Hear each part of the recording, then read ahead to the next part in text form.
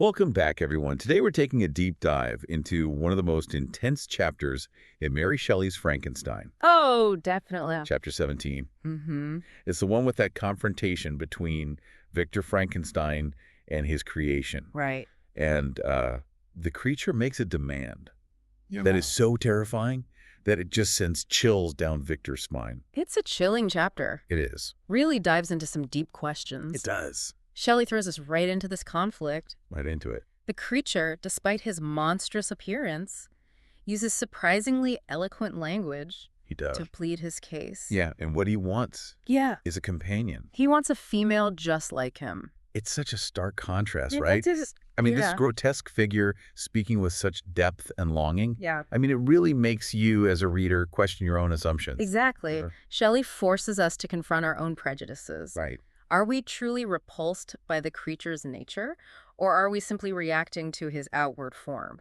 Yeah. This is a question that resonates even today, It does. as we grapple with our fears and prejudices towards those who are different. And it gets even more complex when you consider the creature's reasoning. Oh, absolutely. He's not asking to join human society. Yeah. He's not seeking revenge or anything like that. Yeah. He's just utterly and completely alone. Yeah. And he believes that a companion would ease his misery and even tame his destructive urges.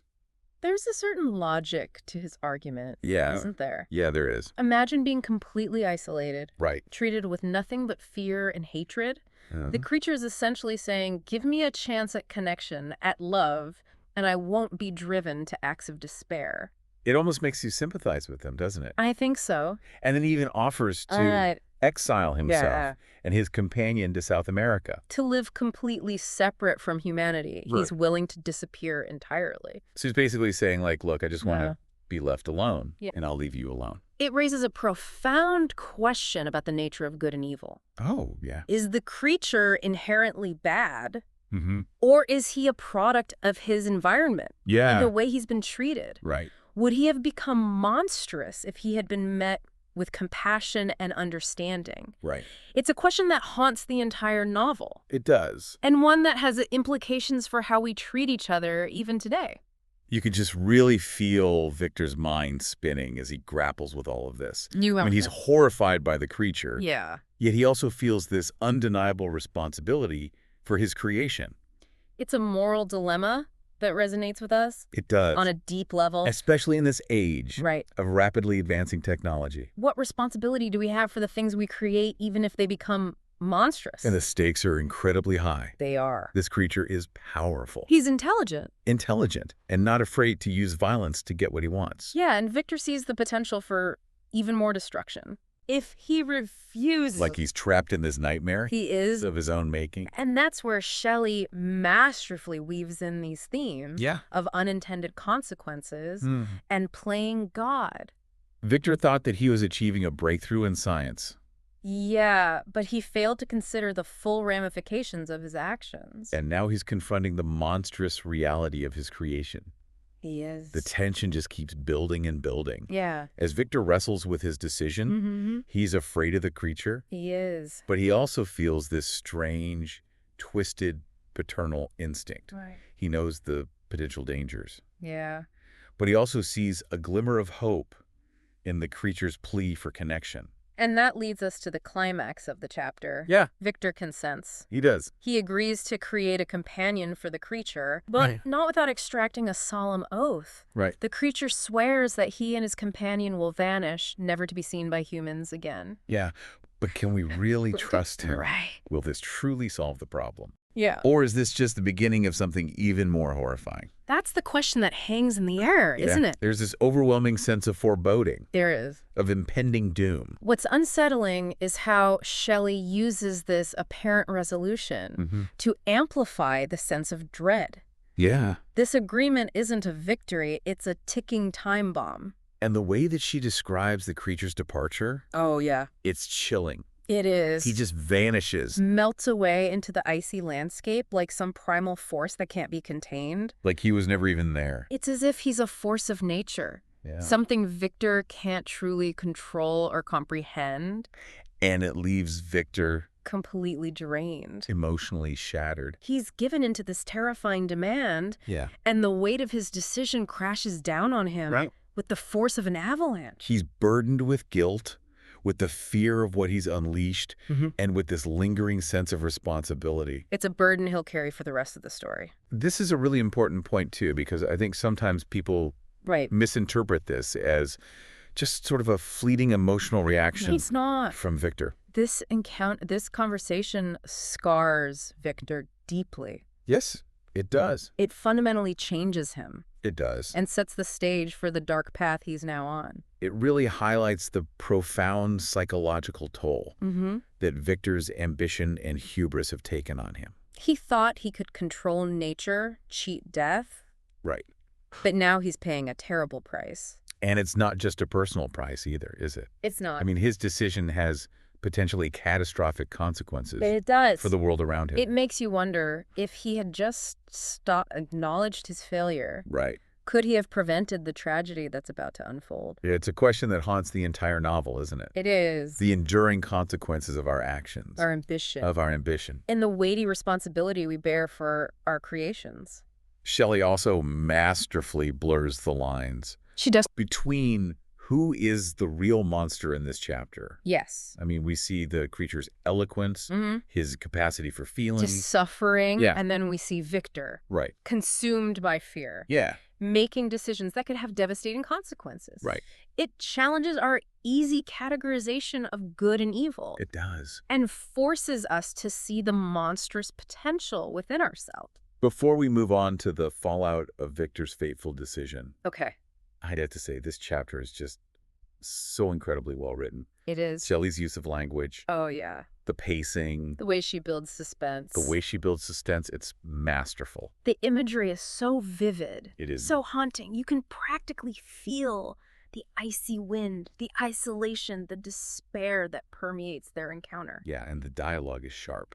It is. Emotionally charged. Like you're right there. On that desolate mountain. We're witnessing this battle of wills. So after the creature vanishes, what's Victor's next move? That's a great question. I mean, he's agreed to this horrifying task. Yes. But is he actually going to go through with it? That's where things get even more complicated. Okay. We see Victor descend the Manon, but he's not just physically descending. He's descending into a psychological abyss. He's haunted by what he's done, by the promise he's made. It's like he's carrying the weight of the world on his shoulders. And he describes his emotional state as almost unbearable. Yeah. This crushing weight of guilt and fear. He returns to Geneva, to his family, but he's a changed man. He can't connect with them. No. He feels isolated, alienated. It's as if he's mirroring the creature's own isolation. And yet in a twisted way, it's his love for his family. Right. His desire to protect them that drives him to go through with his promise. He believes that by creating this companion for the creature, he can somehow contain the threat. Keep his loved ones safe. It's such a tragic irony, isn't it? It is. His good intentions, his love, are what lead him down this destructive path. He's trapped in this cycle of fear and guilt. And he can't see a way out. So he decides to go through with it. Okay. To create another creature. He does. He's driven by this complex mix of fear, guilt, and this warped sense of responsibility. Yeah. And this decision, this second act of creation, sets in motion a chain of events that will have devastating consequences. It's as if he's opening Pandora's box. And once it's open, there's no going back. And then there's the creature. Where does he go? What's he doing while Victor wrestles with his conscience? That's where Shelley leaves us hanging, doesn't she? She does. The creature disappears into the shadows. But we know he's out there. Yeah. Watching, waiting. And that in itself is terrifying. Once like a predator stalking its prey. Yeah. He's given Victor this ultimatum, this deadline, and now he's lurking in the background, observing Victor's every move. It's a brilliant use of suspense. It is. I mean, we're not just worried about what Victor's going to do. Right. But we're worried about what the creature might do. Yeah. If Victor doesn't fulfill his end of the bargain.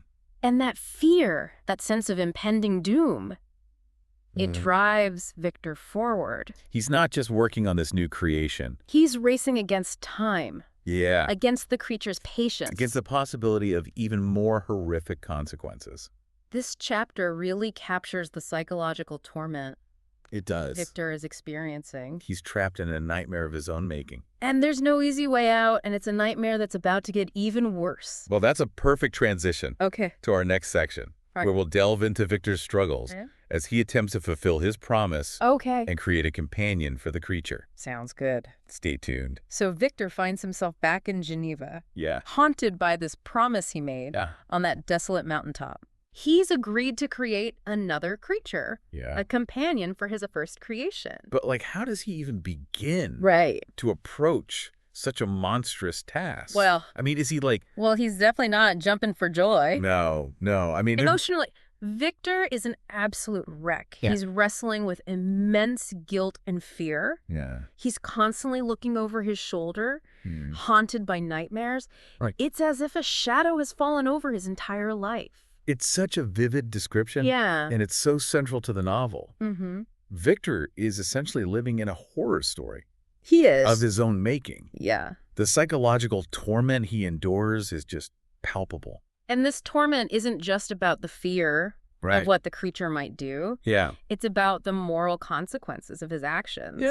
It speaks to the potential repercussions of unchecked ambition, of playing God without considering the full implications. It's a cautionary tale that feels so relevant. It does. Even today. I mean, we're constantly pushing the boundaries of science and technology. But what are the ethical implications? What responsibility do we bear for the unintended consequences of our creation? Story forces us to confront these very questions. It's a stark reminder that progress without ethical considerations can have disastrous consequences. And let's not forget about the creature. Oh, no. I mean, he's out there. He's out there waiting.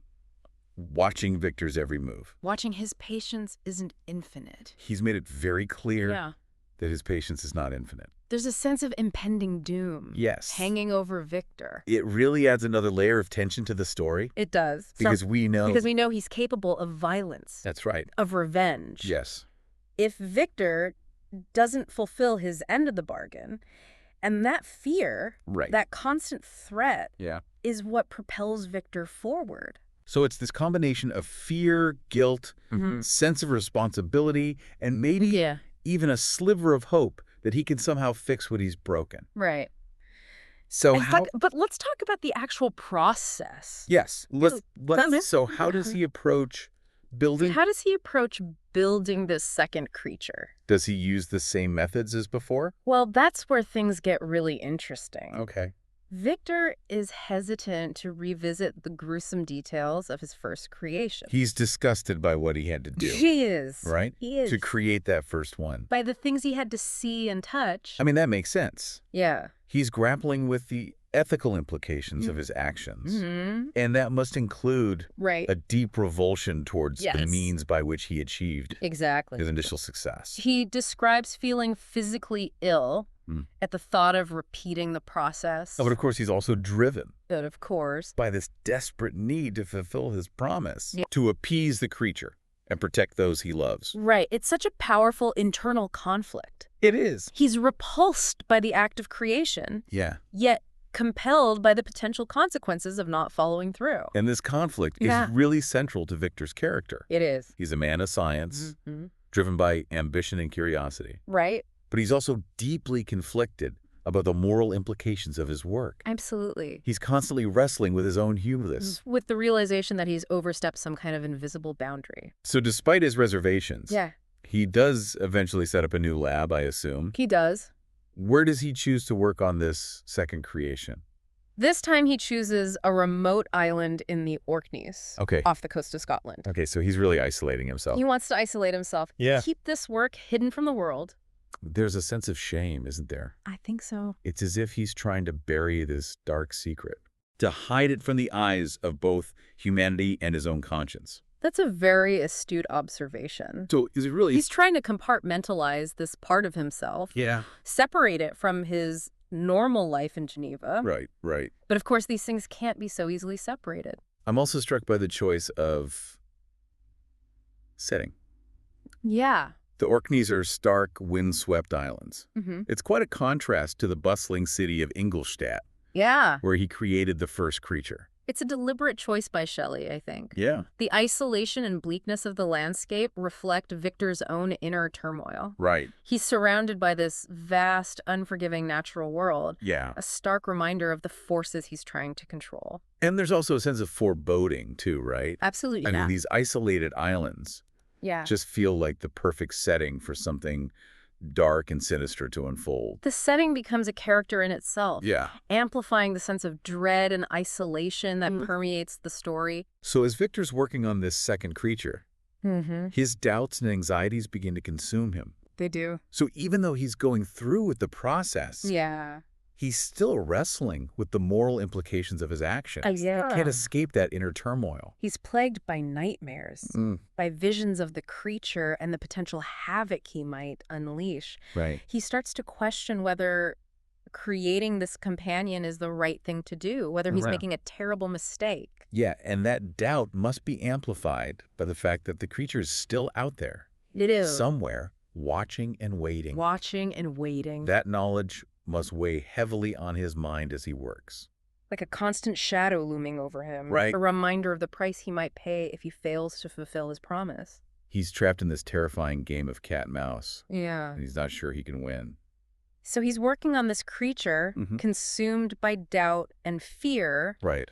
While the first creature is out there lurking in the shadows. It creates this incredibly tense and unsettling atmosphere. It does. So what happens next? What happens next? Does Victor make any progress on his gruesome task? He does make progress. Okay. But it's a slow and agonizing process. Yeah. He describes feeling physically ill, haunted by the memories of his first creation. He's also tormented by thoughts of his family, wondering if he's putting them in danger by continuing down this path. That internal conflict is so compelling. It is. And it really highlights this psychological toll this whole ordeal is taking on him. And as he gets closer to completing the second creature, his doubts intensify. Yeah. He starts to imagine all the terrible things that could happen. What if the creatures turn on him? Yeah. What if they reproduce and create a whole race of monsters? He's really like opening a Pandora's box of potential horrors. Yes. And he's starting to realize the true extent of his folly. And then just as he's on the verge of completing the second creature, something happens that changes everything. Wait, this is where it gets really interesting. It is. What happened? What happened? What changes Victor's mind? Well, that's a story for our next section. Okay, so we left off with Victor on that desolate island. Yeah. Struggling to create a companion for his creature. Right. And plagued by doubts and fears. What happens next? What changes everything? So picture this. Victor is in his lab, hunched over his workbench, the nearly finished form of the female creature lying before him. Right. He's exhausted, emotionally drained, on the verge of a breakdown, and just as he's about to complete his task, this chilling realization washes over him. I'm on the edge of my seat. Yeah. What is it? What does Victor realize? What does he realize? He sees the potential consequences of his actions with terrifying clarity. Yeah. He imagines these two creatures, powerful and perhaps resentful, wreaking havoc on the world. He envisions them reproducing, creating a race of beings that could challenge humanity's very existence. It's like that moment in a horror movie when the protagonist finally sees the full scope of the monster they've unleashed. Precisely. Yeah. It's a moment of profound epiphany. Right. A sudden and horrifying understanding of the potential for destruction he's created. And so in that moment, he makes a decision. He does. What does he do? What does he do? Does he confront the creature? Does he try to flee? He does something even more dramatic. Okay. He destroys the female creature. He does. Tearing apart his work, his hopes, his promise to the creature. Wow. Yeah. That's a powerful act of defiance. It is. But what motivates him to do that? I think it's a complex mix of emotions. I mean, is it purely fear? There's certainly fear, the primal terror of the potential consequences. But there's also a sense of moral responsibility. Okay. A realization that he's crossed a line he can't uncross. He's essentially saying enough is enough. Yeah. I won't be responsible for unleashing more darkness upon the world. Exactly. It's a moment of redemption in a way. Okay. A rejection of his past hubris and a recognition of his own limitations. But of course, this act of defiance has consequences of its own. It does. I can't imagine the creature's going to be too happy about this. No, he's not. What's his reaction? The creature, who had been secretly observing Victor, is enraged by this betrayal. He appears at the window. His face contorted with fury and utters a chilling vow. I will be with you on your wedding night. That sends chills down my spine. It does. I mean, it's not just a threat. It's a promise. It's a promise of deeply personal revenge. Yeah. It really transforms the creature from this, sort of sympathetic figure into something truly monstrous. And it raises the stakes of the entire story. It does. Because now the conflict is no longer about these philosophical questions of creation and responsibility. It's now a visceral fight for survival. It is. Victor has defied the creature. Rejected his plea for companionship. He's essentially signed his own death warrant. And this chapter is just so masterfully crafted. It is. Shelley's use of suspense, her vivid imagery. The way she explores these complex themes, it's breathtaking. This confrontation between Victor and his creation isn't just a pivotal moment in the plot. It's a clash of ideologies. A stark illustration of the potential consequences of unchecked ambition. And the profound moral dilemmas we face as we push the boundaries of science and morality. So as we wrap up our deep dive into this intense chapter, I'm curious to know what stood out to you the most. For me, it's Victor's moment of realization. He finally sees the full scope of the horror he's unleashed, and he takes responsibility. Even if it means defying the creature he created. It's a moment of both terror and profound moral courage. I think you're right. It reminds us that even in the face of our greatest fears, we have the capacity to make difficult choices. We do? To try to right our wrongs. Even if it means facing terrible consequences. And I think that's a powerful message. It is. For all of us, even centuries after Frankenstein was written. We're constantly pushing the boundaries of what's possible. We are. But we must never forget the ethical implications of our actions. And the potential for unintended consequences. So, dear listener, as you continue your journey through Frankenstein, keep this chapter in mind. Consider Victor's struggle. His moment of defiance and that chilling vow of revenge that hangs over him. What would you have done in Victor's shoes? Would you have created the companion? Or would you have defied your creation, risking the consequences? That's a great question. What does your answer say about your own values and your understanding of the complex relationship between creator and creation? Well, we hope this deep dive has given you a new perspective on this pivotal chapter of Frankenstein. I hope so. And spark some deep reflection on the timeless themes it explores. Until next time, keep those pages turning.